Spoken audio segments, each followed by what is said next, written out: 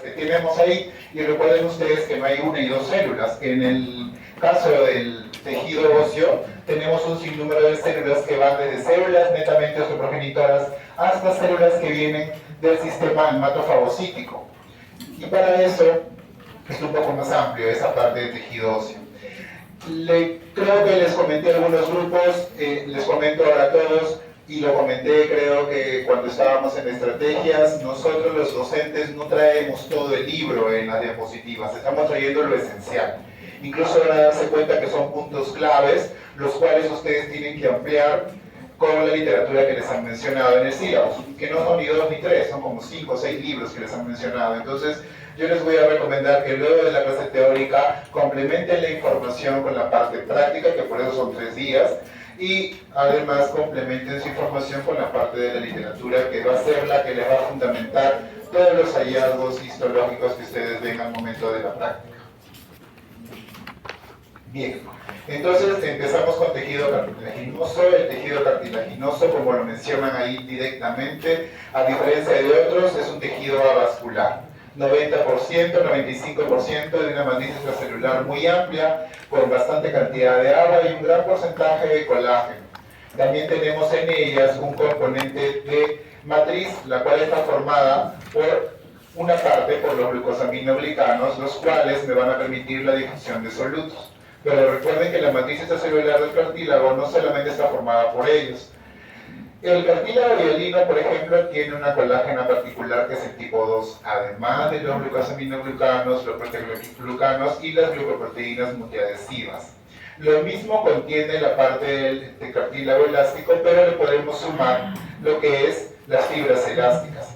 Y por último, lo que es el fibrocartílago, que en realidad es un cartílago un poco particular porque tiene tejido conectivo, tejido conjuntivo, entonces tiene colágeno de tipo 1, sumado al colágeno de tipo 2. Cuando hablamos de la matriz intracelular, y este dibujo lo van a ver, este esquema lo realiza Miller Ross, pueden encontrar que el 60-80% es agua, y el restante se distribuye entre lo que es las glucoproteínas, los GAG y los proteoglucanos, así como también el colágeno en sí. Y cuando en práctica revisemos, tenemos que recordar qué tipo de colágeno contiene cada uno de estos, porque a veces pregunto y se centran solamente en un tipo de colágeno, cuando tienen que recordar que tienen muchas. ¿Y por qué les digo eso? Porque ahora todo está en boga lo que es colágeno en pastillas, colágenos en cremas, ácido hialurónico. Eso está en boga en la parte estética, y no solamente en la parte estética, sino también en la parte plástica. Pero es que el colágeno no es solamente un solo tipo, y no solamente va acompañado de fibras, va acompañado también de proteínas. Por lo tanto, cuando ustedes vayan avanzando en sus conocimientos, se darán cuenta que hay un tipo particular de colágeno que se inyecta, otro tipo particular de colágeno que se consume, o otro tipo de colágeno que se puede colocar en zonas articulares, etc. Entonces, recordar que el colágeno en un 15% se distribuye en sí en colágeno tipo 2 en casi el 80% de los casos, en el caso de que es cartílago hialino. Y luego se distribuye entre la 9, la 11 y la 10 y la 13.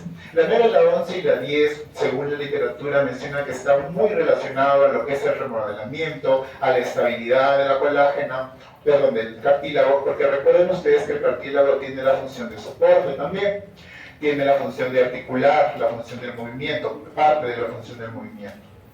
Bueno, entonces tenemos que la matriz, tenemos la colágena, los GAG, los proteoglucanos, las glucoproteínas, que son producidas por los condrocitos. Ya les mencioné qué tipos de colágenos encontramos, con un mayor porcentaje, un 80% de la cantidad formada por el colágeno de tipo 2.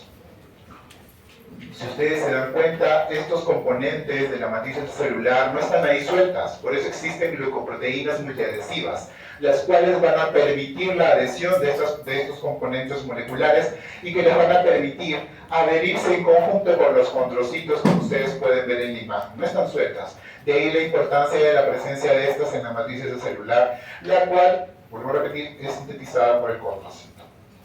Gracias a este embarañado que ustedes están viendo en la imagen, podemos encontrar que existe una alta presión osmótica al respecto y un alto grado de hidratación y movimiento. Lógicamente, por lo que el cartílago es parte del soporte y parte del soporte del peso. Bien, recuerden ustedes que hay una parte del cartílago hialino que también forma al cartílago articular, parte de las articulaciones, como les comenté, y en esta zona la vamos a comentar cuando veamos tejido óseo, va a carecer de pericondrio. Entonces, si hablamos del componente celular del cartílago hialino, encontramos que los condrocitos pueden estar solos o pueden estar en grupos. Cuando están en grupos isógenos, significa que recién se acaban de dividir y están en un proceso de activación. Pero cuando están solos, nos indican a nosotros que ya están en un proceso de maduración e incluso pueden llegar a ser inactivos. La basofila citoplasmática, lo deben recordar, en la práctica se los han mencionado, está relacionado mucho a la generación de los componentes proteicos. Cuando vemos basofilia, vamos a ver quiénes en los grupos isógenos. ¿Por qué? Porque esos grupos isógenos están en un proceso de producción y generación de más de ellos. Y como pueden ver ustedes en la imagen inferior, el grupo isógeno no está solo y lo vamos a corroborar en la práctica. Siempre tiene una matriz interterritorial, que es la parte más externa, y una matriz territorial, que sería la parte de la matriz que acaba de ser secretada por estos condrocitos. Y miren ustedes que los condrocitos no están sueltos. Encontramos un gran componente retículo endoplasmático rugoso y así como también el componente lipídico que va a ser parte de la formación de la matriz. Por eso son características que tienen ustedes de las relaciones al momento de la práctica, de que las tienen que identificar. ¿Y por qué razón se ven así? A diferencia de los condrocitos que están sueltos, como en este caso. En el cartílago elástico es muy parecida a la matriz del cartílago hialino, pero encontramos que tiene una red de fibras elásticas muy ramificadas y es muy densa. Incluso se puede identificar con una división especial que la deben haber visto cuando han revisado la parte de las arterias, de resorcina, fucina y orsina. El pabellón auricular, las paredes del conducto auditivo externo y otras están conformadas por este cartílago elástico. Una característica particular del cartílago elástico es que estas no se calcifican. Recordemos eso porque el cartílago hialino sí se calcifica por el envejecimiento, el elástico no. Por eso que ustedes no van a ver a un paciente anciano con una oreja calcificada. Es un cartílago elástico que no tiene esa característica, no tiene la característica de depositar fosfatos de calcio por envejecimiento. El cartílago fibroso, que es llamado también fibrocartílago, se encuentra en lugares muy específicos, como discos intervertebrales, la sínfisis del pubis, articulaciones externoclaviculares, aquellas articulaciones que no hay movimiento, generalmente lo único que hacen es mantener unidas y tener un soporte de estructuras. Un esternoclavicular lo que va a permitir es procurar proteger la cavidad torácica, por ejemplo. La sínfisis pubiana tiene una gran característica articular por proteger la parte de los órganos genitales, tanto femeninos como masculinos. Entonces, de ahí la importancia de que este tejido fibroso sea más duro y tenga más componente conectivo y colágeno de tipo 1. Los condrocitos de estos, como ustedes pueden ver ahí, no se identifican claramente estos grupos isógenos como lo anteriormente mencionado, sino que se ven un poco sueltos, como si fueran unos ciertos islotes, incluso algunos parecieran en forma de hileras. La pila, no, sí. Bien. Y acá lo mencionan. El colágeno tipo 1 y el colágeno tipo 2 va aumentando con la edad. Hay mayor producción de estas y se hacen mucho más densas, mucho más duras. Y por eso incluso que también se pueden clasificar. Me olvidé de colocar, hay un cuadrito, les invito a revisar, hay un cuadro donde está la división de los, me olvidé completamente, está vacío en la diapositiva. Es un cuadro en el cual pueden ustedes buscar las diferencias del fibroso, del fibrocartílago, del elástico y el hialino. Ese cuadro está resumido todo lo que les he mencionado, incluso con respecto al envejecimiento. Vuelvo a repetirles, es interesante que ustedes recuerden la parte de envejecimiento. Van a pasar a anatomía, van a pasar a fisiología y recuerden ustedes que cada persona, cada segundo grupo etario tiene una fisiología distinta y una funcionalidad distinta según las características de ese periodo de edad. Entonces, la parte del cartílago no la deben de olvidar. Vamos a continuar con la parte de tejido óseo. Doctor, disculpe, una pregunta. ¿El cuadro que usted está mencionando es que usted lo haya hecho o no, qué es libro? ¿En el ROS? Sí, el cuadrito es en el ROS. Si no es en el ROS, está en el Garner, uno de los dos. ¿Ya? Es un cuadro comparativo de los cartílagos, ¿ya? Igual es el tejido óseo, si les he colocado la diferencia. Silencio, por favor, silencio, que son las 8:40 y tenemos hasta las 9:15, 9:20 para poder terminar la teoría. Y además la doctora Obregón se da la asistencia correspondiente. Está pasando una hoja de asistencia, por favor, les voy a pedir que firmen. Ya, solamente para comunicarles que ya la doctora Obregón, los doctores anteriormente han mencionado de que la hora de teoría es a partir de las 8 de la mañana. Una consideración se les puede dar hasta las 8:15, pero más tarde no, porque recuerden ustedes que incluso en el anfiteatro, si estuviéramos en el anfiteatro, no día nos estaría cortando. Todavía tenemos la disponibilidad del aula, pero no siempre, porque ustedes saben que en el aula no entran más de 120 alumnos. En cambio, en el anfiteatro sí. Entonces tengan un poquito más de consideración y llegar un poco temprano en sus respectivas teorías. Yo tengo teoría con ustedes de muscular la semana pasada, la próxima semana, y luego creo que ya no tengo teorías hasta casi para finalizar citología, en la parte de citología colectiva. Que espero que sigan con el mismo ánimo, pero que por lo menos lleguen temprano para evitar que estén esperando afuera como están ahorita sus compañeros. Bien, el tejido óseo, como les comenté al inicio, es un tejido mucho más especializado, es una matriz celular que tiene algo más, y es el componente mineralizado, gracias al calcio. Entonces sabemos que es un tejido rígido y forma la mayor parte, por no decir todos, del esqueleto de los vertebrados superiores. Como otros tejidos de sostén, los mencioné, tenemos células y tenemos una matriz, inicialmente llamada matriz osteoide, y luego que se empieza a calcificar y es llamada una matriz calcificada, gracias a los seres inorgánicos que se incorporan a esa sustancia, a la matriz celular. Recuerden ustedes que en algunos libros mencionan a la matriz celular como sustancia fundamental, y eso lo hemos visto cuando hemos empezado con el tejido conectivo. Y me olvidé de mencionarle, tanto el cartílago como el tejido óseo en realidad es un tejido conectivo especializado. Recuerden ustedes, tienen que ver también, en el libro hay unas tablas en las cuales les diferencia el tejido conectivo, y es una pregunta que tienen que recordar siempre, porque después se olvidan, pasado el tiempo, se olvidan de la fisiología del mismo y dicen, pero ¿por qué tienen características de fibroblasto si esto no es tejido conectivo? Y sí las tiene.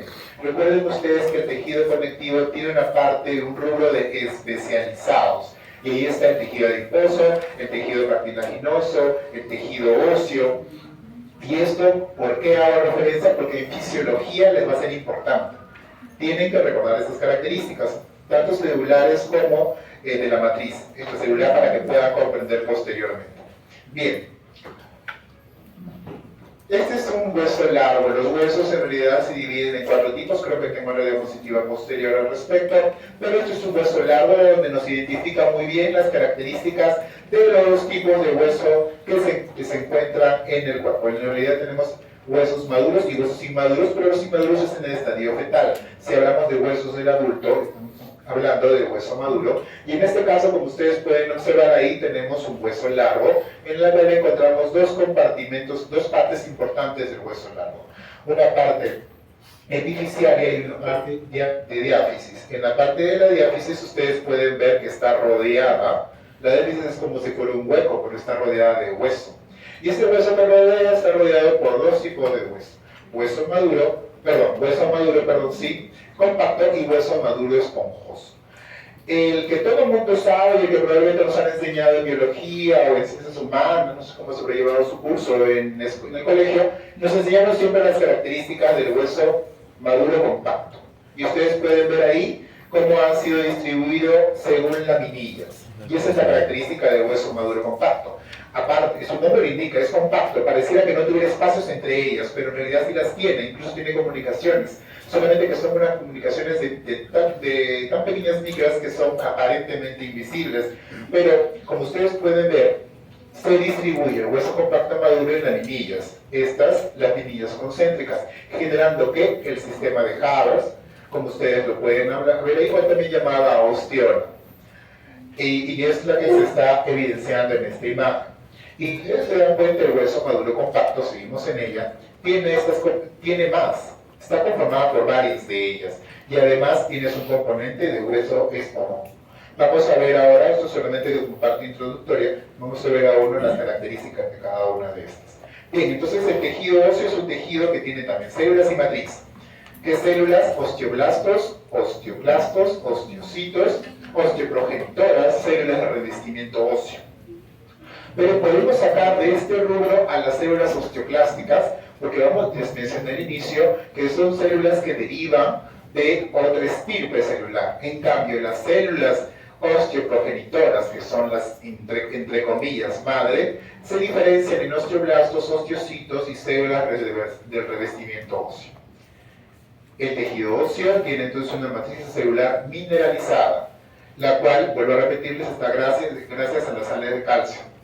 La matriz celular entonces tiene una fracción orgánica y una fracción mineral. La fracción orgánica, miren ustedes, colágeno del tipo 1 en su mayor parte, pero eso no significa que no encontremos otras colágenos. Encontramos otras. Encontramos la 5, la 3, la 9 y la 13. Les recomiendo que revisen estas colágenas y por qué se encuentran también distribuidas a lo largo del tejido óseo. Porque así como el cartílago tiene el componente 9, 10 y 11 para remodelamiento y para mantenimiento, estas también tienen cierto tipo de efecto, pero muy distinto, que les recomiendo que lo revisen.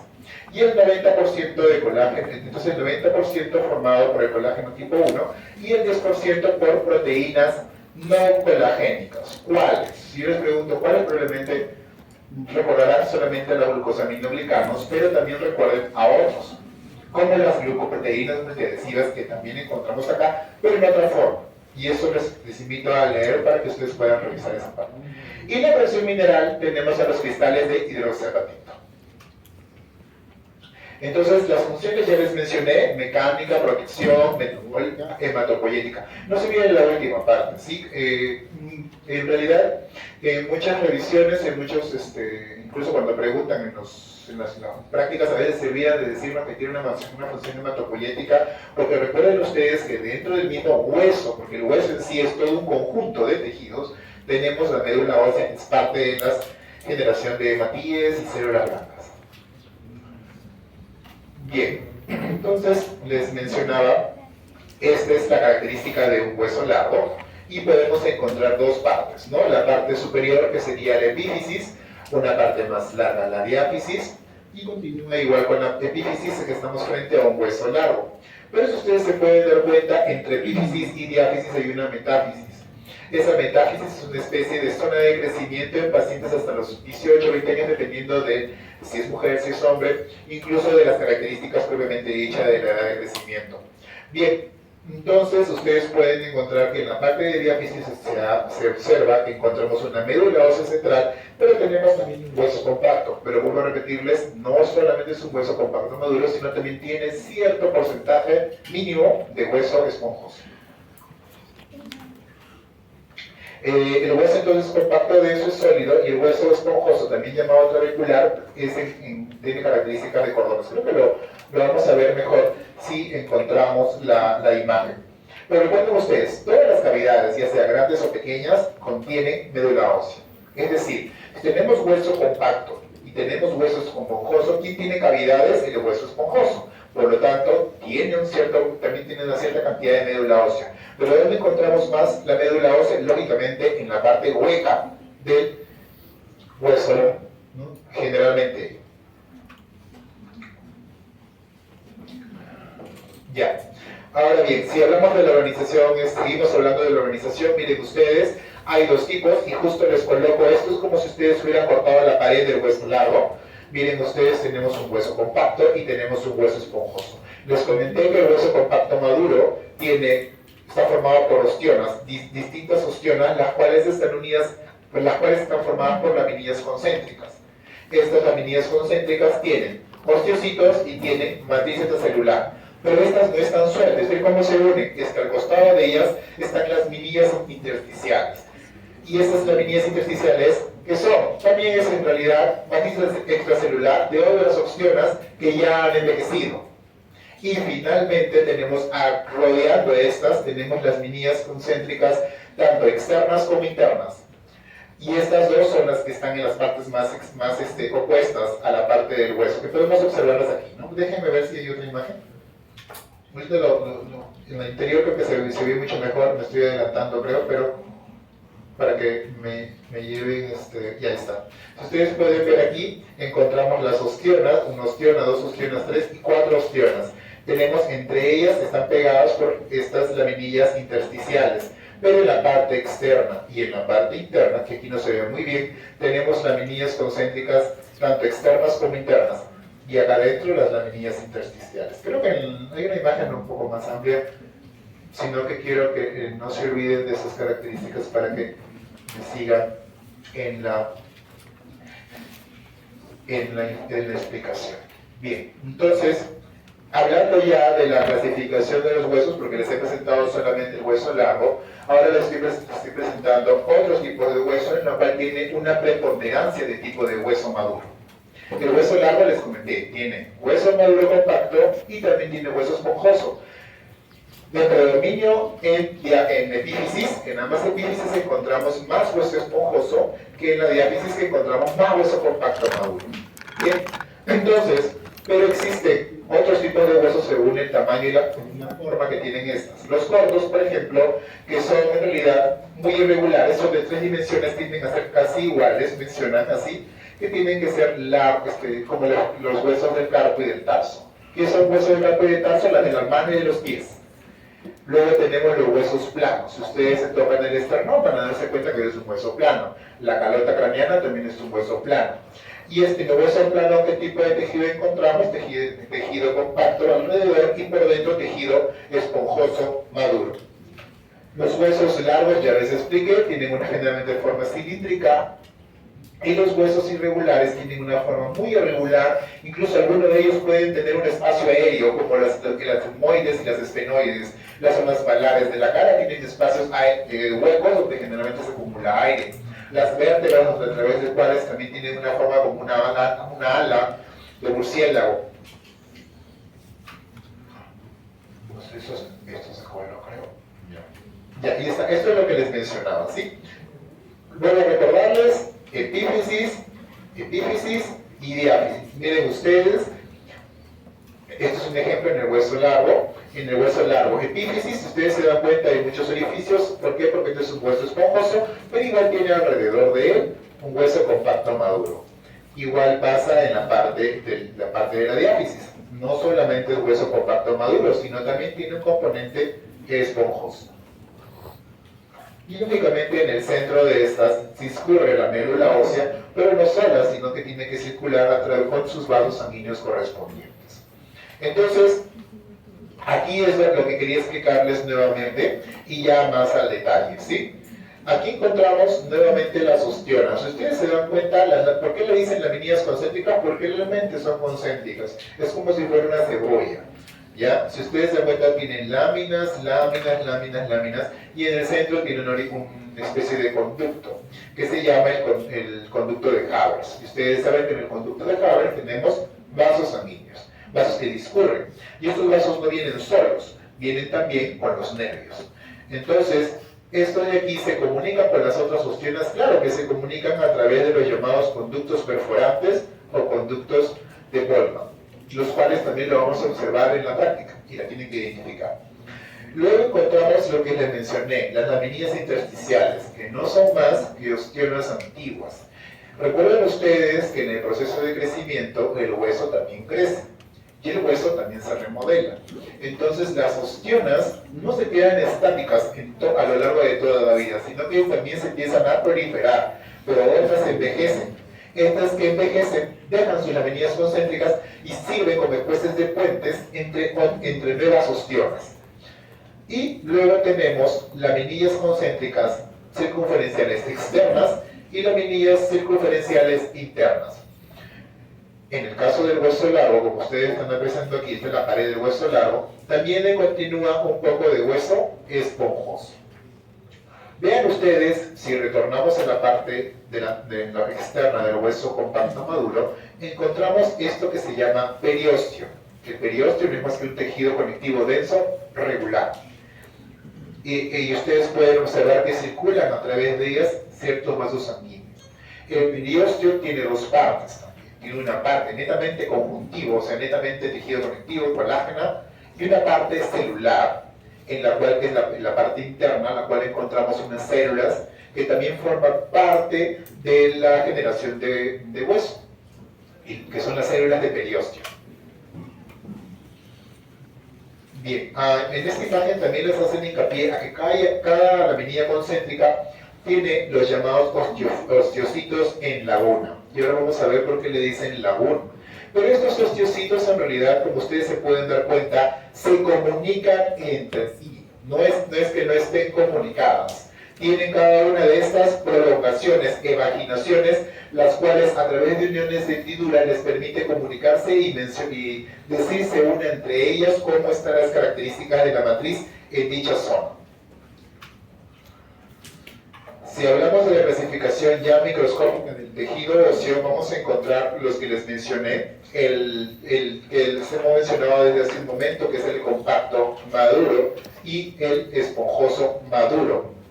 El hueso inmaduro, que es el hueso de los fetos, encontramos que también puede llamarse reticular, fibrilar, es muy celular, creo que hay una imagen posterior, pero el que estamos hablando y el que probablemente veamos en la práctica y el que más discutamos, siempre sea el hueso maduro, que también tiene el nombre de hueso laminar. Hueso cortical, hueso compacto o hueso denso en el lado A, y el B, el hueso esponjoso, también llamado trabecular o plexiforme. Recuerden estos nombres porque el Garner usa otros, algunos no usa esponjoso, por ejemplo, creo, el Ross a veces no usa laminar, perdón, a veces no usa compacto, sino usa laminar. Entonces tienen que recordar esos términos por las características microscópicas que ya les estoy mencionando. Bien, entonces para hablar sobre los canales de Haber, en realidad son conductos que circundan, ¿qué cosa? Vasos sanguíneos y se comunican con los conductos de Bowman. Pero aquí se puede observar muy bien en la imagen, en el gráfico, cómo los osteocitos tienen prolongaciones entre sí y se comunican entre ellas, incluso algunos osteocitos de osteona a osteona se pueden comunicar. Y a nivel microscópico, como ustedes pueden observar ahí, se puede ver una correlación eosinofílica muy intensa, pero con imágenes circunscritas, concéntricas hacia una luz. Es interesante que ustedes identifiquen el conducto de Haber, en particular los vasos sanguíneos, porque cuando les colocamos los conductos de Haber se confunden y ponen que fuera como si fuera una célula, porque en realidad lo que están viendo es el conducto de Haber. ¿Por qué? Porque van a ver hematíes, y un hematíe o varios hematíes significa que hay un capilar por ahí, y lógicamente estamos viendo ahí que en el que está señalando, en este de acá, por ejemplo, este punto rojo es un hematíe. Acá es evidentemente un plasma más hematíe. Entonces, eso va a ayudar a poder identificarlos con mayor facilidad.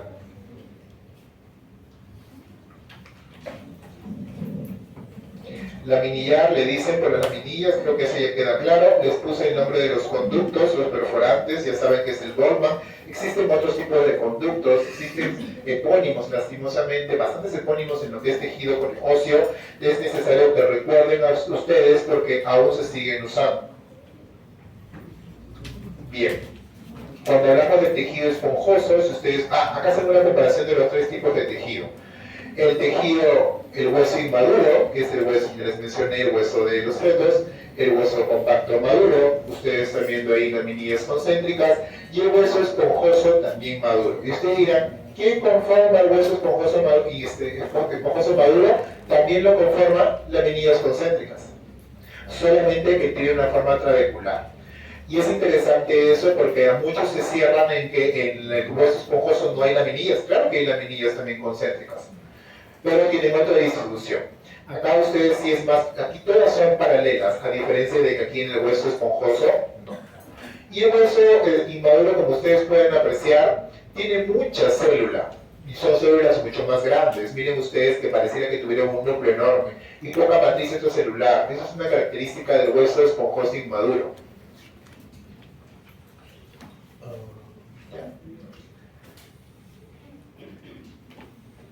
Si hablamos del hueso trabecular, también llamado hueso esponjoso, miren que les señala que se encuentra en la diáfisis. Son laminillas también de 150 micras.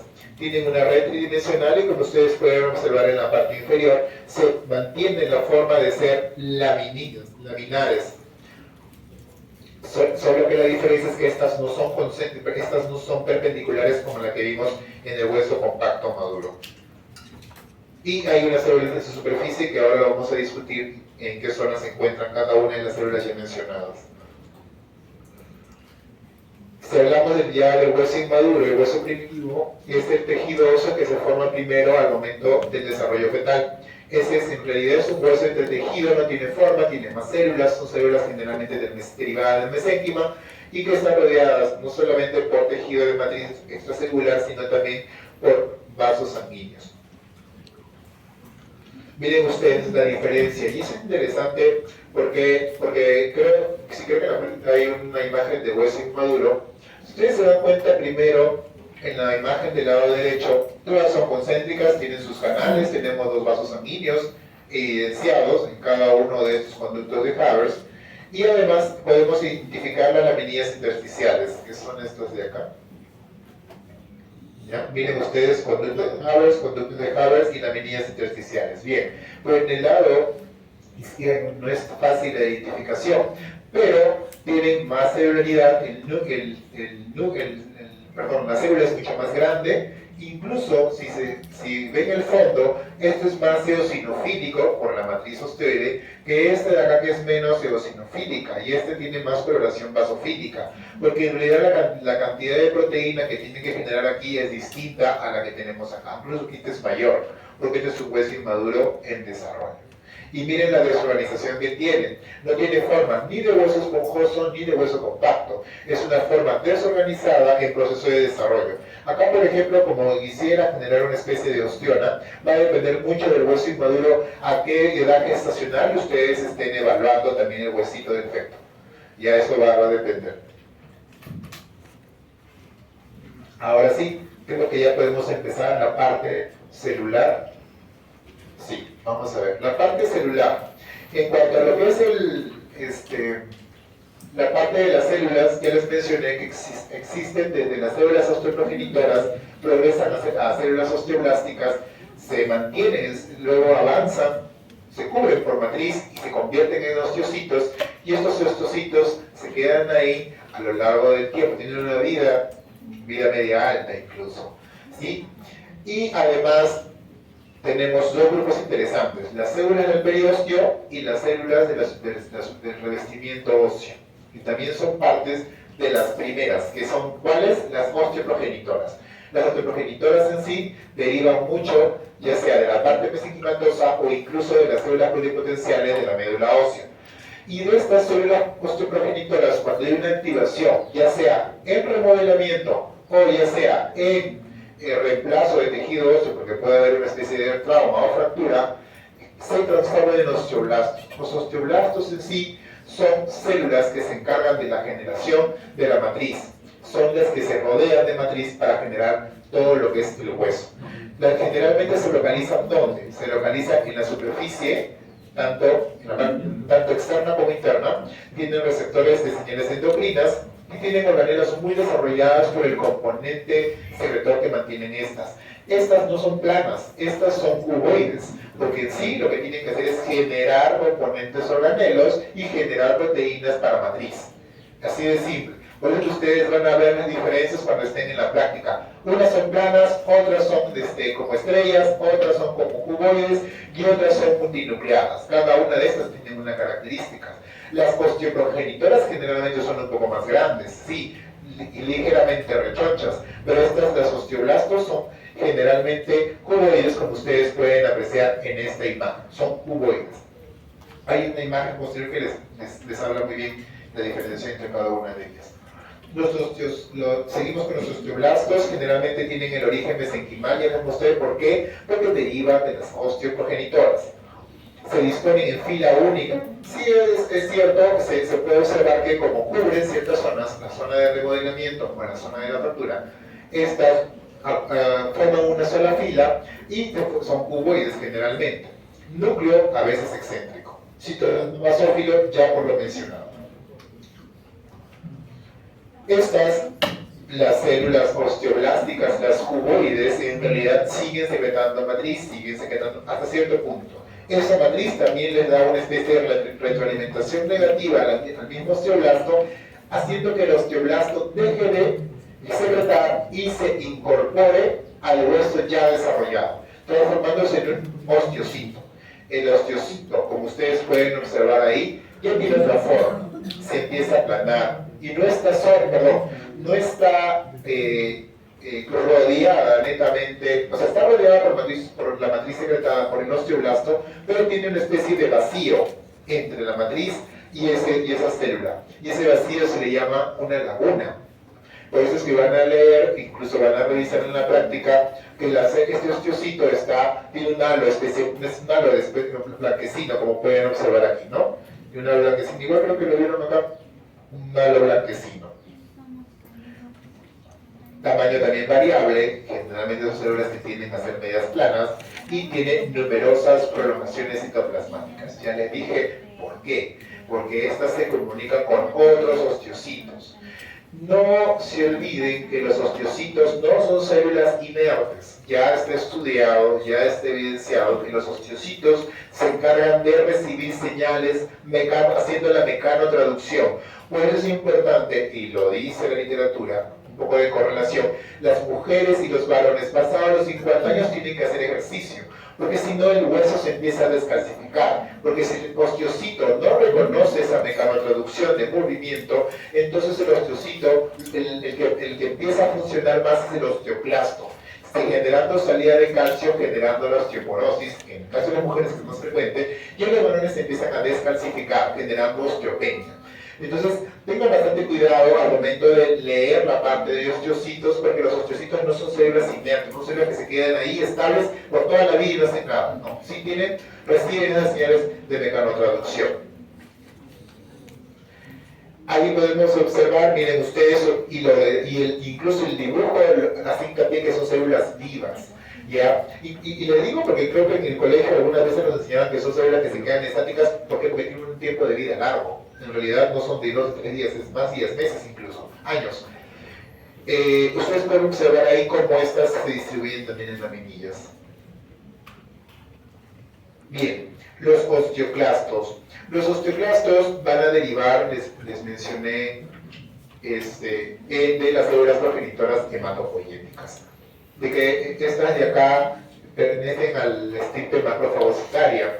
Por lo tanto, cuando les preguntamos incluso sobre estas en hematopoyética deben recordarlas. En realidad son células gigantes multinucleadas. ¿Por qué multinucleadas? Su característica histológica lo hace más que evidente, ¿no? Núcleos, más de 2 o 3 núcleos sobre la superficie citoplasmática, lo cual nos indica que tiene una función de fagocitosis.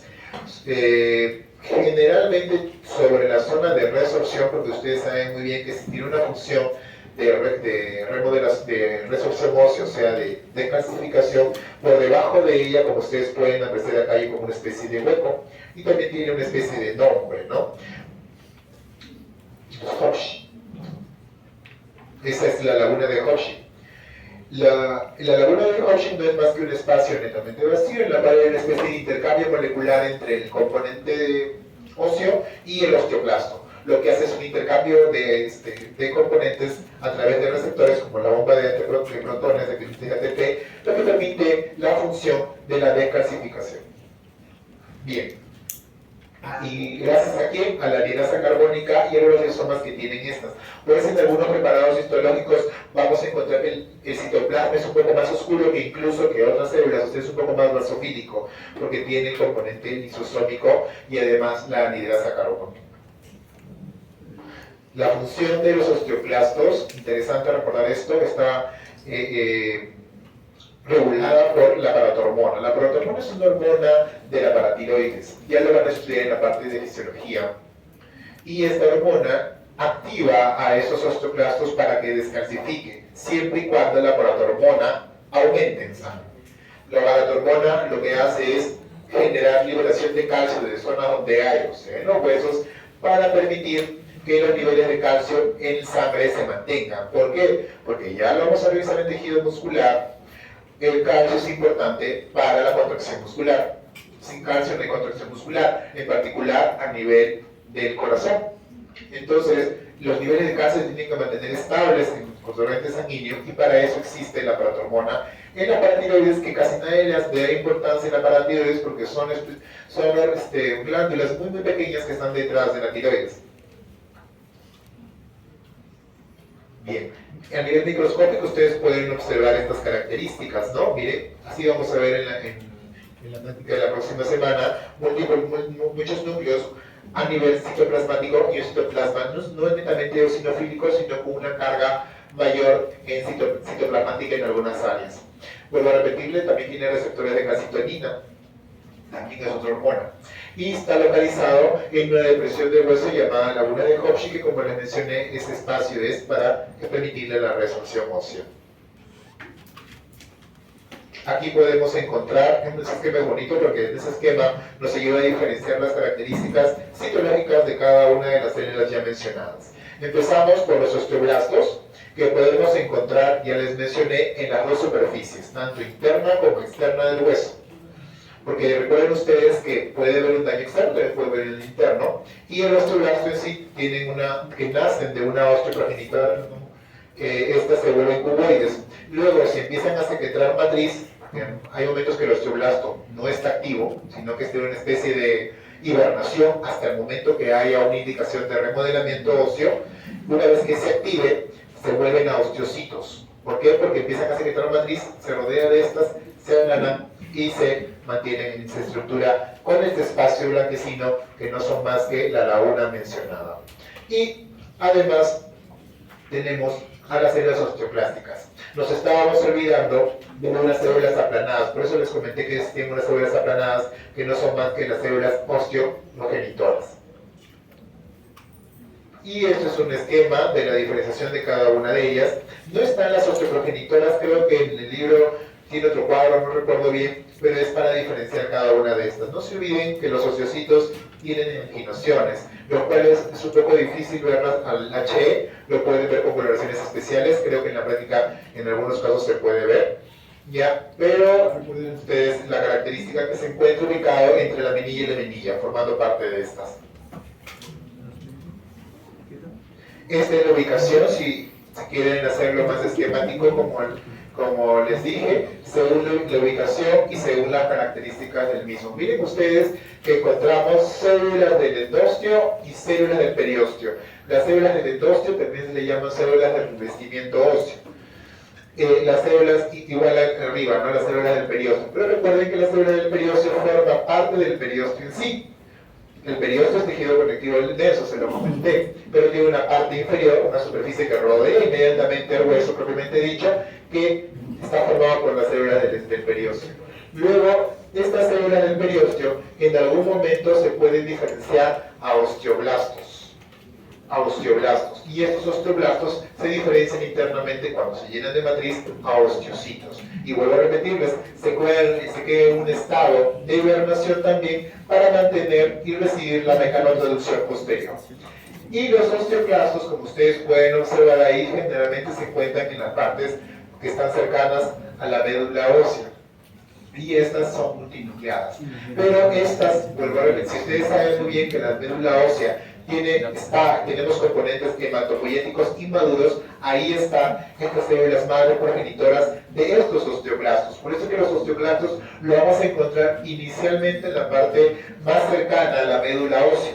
Otra cosa es que se muevan, eso pueden moverse, por supuesto, porque tienen que remodelar, tienen que, probablemente cuando vean fracturas ustedes, van a darse cuenta que inicialmente se produce un callo óseo. Y ese callo óseo posteriormente se tiene que remodelar. ¿Y quién lo remodela? No solamente la parte traumatológica. O sea, el médico traumatólogo lo puede remodelar, es cierto. Pero la parte fisiológica también lo puede remodelar. Claro que a veces es insuficiente, por eso entra a tallar el traumatólogo. Porque a veces el callo óseo es demasiado extenso, hace una especie, no solamente es parte estética, sino también es parte fisiológica, porque tú no puedes tener un callo óseo cerca de una superficie articular porque ya no te funciona la articulación, si es que el callo óseo es muy grande. Por esa razón es que el osteoclasto está muy bien involucrado en esa zona para poder remodelarlo finalmente. Y bien, si hablamos de la matriz ósea, que es otra parte interesante, la matriz ósea en realidad tiene una estructura que es la parte también orgánica y la parte inorgánica, como les comenté, que es la parte cálcica. La parte orgánica les dije que es colágeno tipo 1 y la parte inorgánica la parte cálcica. Si ustedes pueden apreciar ahí, tiene una coloración entre eosinofílico y rasgos de basofílico, porque es una mezcla de tejido conectivo con sales de depósito. Bien, las fibras de colágeno, ya les comenté, son fibras de tipo 1 y las sales orgánicas se mantienen generalmente unidas, dando una especie de cemento. Representan un 60% del peso seco del hueso y formado en un gran porcentaje, un 85% de fosfato cálcico, que es el depósito principal inorgánico. Hablamos del cemento, también la literatura menciona sobre el cemento, que en realidad es una sustancia cementante orgánica que une estas fibras para mantenerlas, para permitir la dureza de las mismas. Y la cápsula lagunar es una delgada capa de cemento especial que envuelve las lagunas y los conductillos, porque las lagunas y los conductillos también no tienen que mantener una forma estable, y para eso tienen que tener una dureza particular, y eso se llama cápsula lagunar. Y bueno, solamente es como para repetir lo que es el sistema de Haber's, que en realidad es parte del hueso compacto, es la unidad estructural del hueso compacto, también denominada osteón, y es una estructura cilíndrica. Ya les mostré que en realidad el hueso compacto maduro está formado por varias de ellas, unidas o intercaladas entre sí por las laminillas intersticiales. Estos conductos pueden tener entre 22 a 110 micras. Miren ustedes a nivel microscópico, sí lo vamos a ver así. En las láminas histológicas probablemente lo vamos a ver un poco más claro. Ustedes pueden apreciar ahí en el centro, hay capilares, y encontramos laminillas concéntricas, como en este caso, osteocitos que están formando el mismo. Y lo que le mencioné, que está el hueso compacto formado por numerosos sistemas habercianos, y además recordarles que entre las superficies externas e internas del hueso compacto maduro también encontramos laminillas. No se olviden, tenemos laminillas concéntricas de la superficie externa y de la superficie interna, y que los conductos de Haber's, o sea, parte del sistema de Haber's, se encuentran comunicados con los conductos perforantes de Bowman. No se olvide ese detalle, porque cuando revisen la parte de hueso en sí, cuando revisen la parte vascular del hueso en el libro, van a darse cuenta que estas comunicaciones que existen entre ellas permiten el paso de estructuras nutricionales, de estructuras vasculares, desde la médula ósea hasta la parte externa del hueso. Y es ahí la importancia de la irrigación, y tiene una particularidad a nivel de la epífisis. De ahí que es importante que ustedes recuerden estas estructuras, para que sepan qué arteria nutricia pasa por algún lado, según la ubicación, según la parte del hueso a tallar, ya sea epífisis o diáfisis. Recordando un poco esto como especie de resumen, digamos, osteocitos, laminillas concéntricas. Estos osteocitos se comunican con especies de prolongaciones citoplasmáticas, y vuelvo a repetirles, el hueso compacto maduro le continúa un hueso esponjoso si hablamos de la diáfisis de los huesos largos. El periósteo en sí, ya les dije, salvo las superficies articulares que están cubiertas en sí por cartílago y alino, el que ya hemos explicado, el hueso está cubierto en sí por una capa de tejido denso especial. Y debajo de esta capa está la otra parte del periósteo, que son las células del periósteo que les acabo de mencionar. La capa externa del periósteo en realidad es vascular, por eso escribí una imagen en la cual les dije, recuerden este periósteo y recuerden este vaso sanguíneo, porque es la parte vascular y es la parte que va a irrigar la parte externa del hueso. Por eso el periósteo es interesante recordarlo y estudiarlo. El endostio es la parte más interna, formada en sí por una capa delgada de tejido conectivo. En algunos libros dice laxo, en otros dicen tejido irregular. Vamos a dejarlo en tejido conectivo, pero lo que importa mucho en el endostio es que hay las células endostiales, la que les mostré en la imagen anterior. ¿Y qué contiene médula ósea? Es análogo al periósteo, pero se diferencia por su capacidad osteógena, asimismo hematopoyética. Claro, el endostio está en contacto con la parte hematopoyética, como podemos apreciar aquí, ¿no? El endostio, parte hematopoyética, osteonas, periósteo, tejido conectivo denso, y acá no se define muy bien las células del periósteo. Esto de acá no le den mucho caso, porque esto es parte muscular. Existen dos tipos de osificación, ya para acabar. Tenemos dos tipos de osificación, la osificación membranosa y la osificación endocondral, que en realidad la endocondral es la que generalmente es el tipo de desarrollo de las personas, de los niños, de los pediátricos. Y la membranosa, que en realidad es directa, es decir, de las mesenquimales pasan directamente a transformarse a hueso. En cambio, el endocondral significa que tienen una especie de molde cartilaginoso, la cual le permite a través de ese molde cartilaginoso empezar a formarse el hueso. Y acá lo mencionan, por ejemplo, y eso es interesante recordar, porque ustedes dirán, ¿para qué me importa el tipo de osificación? Es que en algunos huesos la osificación es distinta, y esa distinción le hace interesante para recordar al momento de la recuperación o remodelación ósea frente a un trauma. No es igual fracturar una mandíbula que fracturar un fémur. No es igual. ¿Por qué? Porque tienen dos tipos de osificación, que son netamente, son en realidad fetales, incluso pediátricos. La osificación se desarrolla en las primeras años de la vida, es cierto, pero al momento de tener una recuperación, si el fémur tenía una especie de molde, ya no lo va a tener, porque ya generó la fractura. De ahí por eso que tiene que ubicarle, o ya sea una placa de metal que tenga la forma y mantenga la misma, o injerto de hueso. A diferencia de la mandíbula, que tiene la posibilidad sí de generar una especie de callo óseo. Igual se le puede colocar molde, pero como se sabe, la osificación de ella es distinta al endocondral. Podemos hablar entonces que existen dos tipos de osificación, endocondral e intermembranosa. La intermembranosa, huesos de la cara, huesos del cráneo, mandíbula, órbita y otras estructuras. Y la osificación endocondral sí tenemos a la parte generalmente axial, de característica las vértebras, por ejemplo, así como también los huesos largos. Entonces la osificación intermembranosa va directo, de frente. Encontramos una célula mesenquimatosa inicial que esta se activa y se transforma en osteoblasto, osteocito y permanece ahí en su forma particular, en su desarrollo clásico.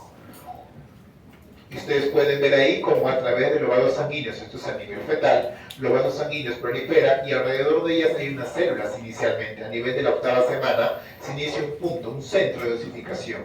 Ese centro de osificación llegan y empiezan a proliferar un grupo de células mesenquimatosas que posteriormente se van a diferenciar en osteoprogenitoras. Y estas osteoprogenitoras estas osteoprogenitoras se van a diferenciar a osteoblastos y generan osteocitos. Ajá, aquí también es interesante este dibujo. Pueden ver ustedes acá que se produce inicialmente una especie de centro, una especie de núcleo de osificación. Células osteoprogenitoras medias planas se empiezan a hacer cuboides generando ¿qué? Matriz, diferenciándose en osteoblasto a partir de la octava semana. Eso sí es embrión ya. Y generan un poco de osteoide, pero dentro de ellas están los osteocitos. Bien, y acá podemos apreciar cómo se convierte inicialmente en un inmaduro, porque recuerden que inicialmente es inmaduro, y luego se convierte ya en tejido compacto, ya sea maduro, ya sea compacto o esponjoso. En el caso de la osificación endocondral tenemos a los huesos largos, en particular un ejemplo clásico, y ustedes pueden darse cuenta cómo inicia como en forma de molde, de un cartílago hialino.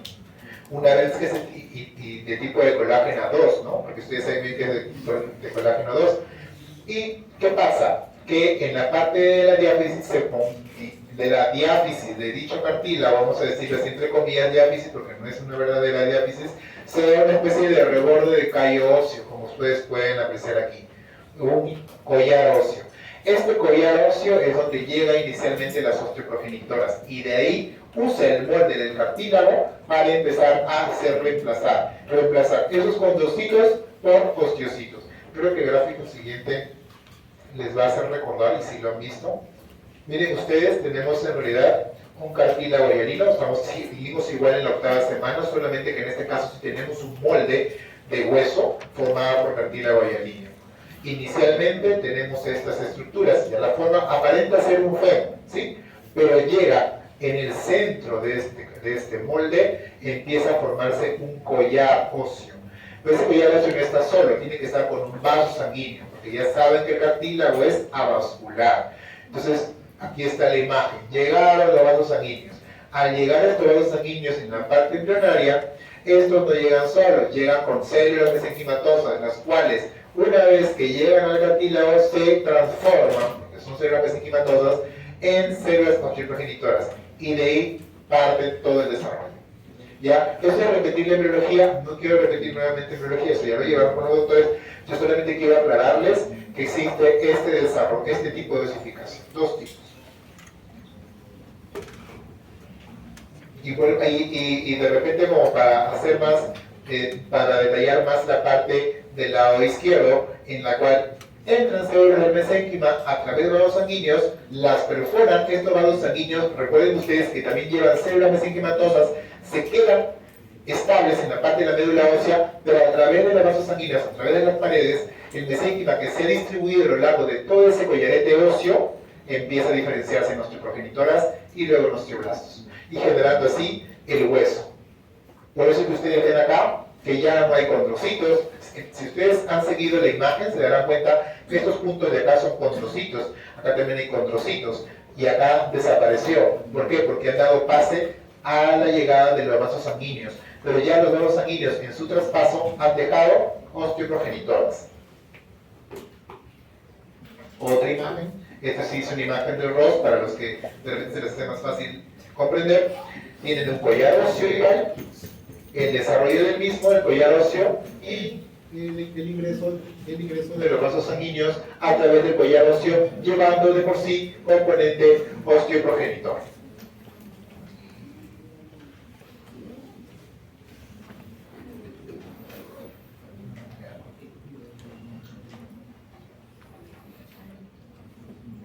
Ya, solamente ya para acabar y darle esta parte de reparación ósea. Sí, ya tengo que acabar. En realidad la parte traumatológica lo van a llevar cuando estén en ciclos más avanzados, en niños más avanzados, pero tenemos que recordar que frente a un trauma existe una recuperación.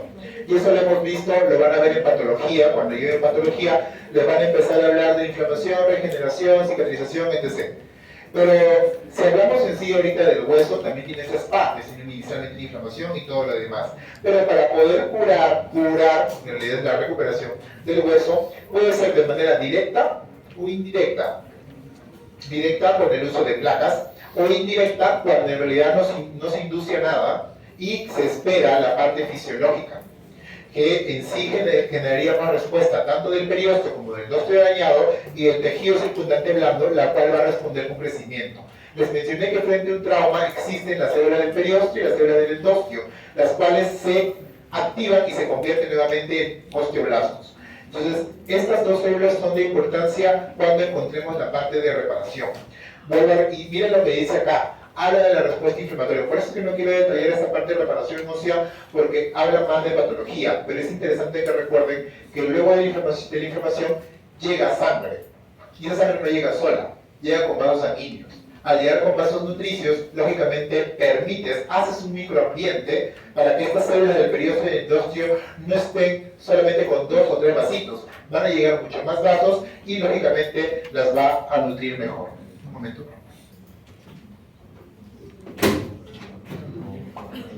Y como ustedes pueden ver en las últimas 3 líneas, pueden darse cuenta. Les dije, siempre hay un callo óseo. ¿Por qué? Porque el periósteo y estas células que empiezan a proliferar, a generar matriz, van a hacerlo de manera desorganizada, porque no tienen un molde, no tienen una forma. Pero para eso están los osteoclastos. Y de ahí dice la parte final, ¿no? Se elimina el resto del callo duro por osteoclastos. Por eso les comenté hace un momento que existe la función de los osteoclastos, pero es limitada. Y por eso ahí entra a tallar la parte médica, ya con la parte de los traumatólogos y también reumatólogos. Bien, justo estábamos por acá. Miren ustedes la imagen, como para que se les quede claro. El hueso compacto, empezó el daño, hay una necrosis en esta zona. En la imagen B vamos a ver cómo encontramos un hueso con fractura, hay un hematoma, y miren ustedes que llega una gran cantidad de componente nutricio en esa zona, y luego se transforma en callo blando.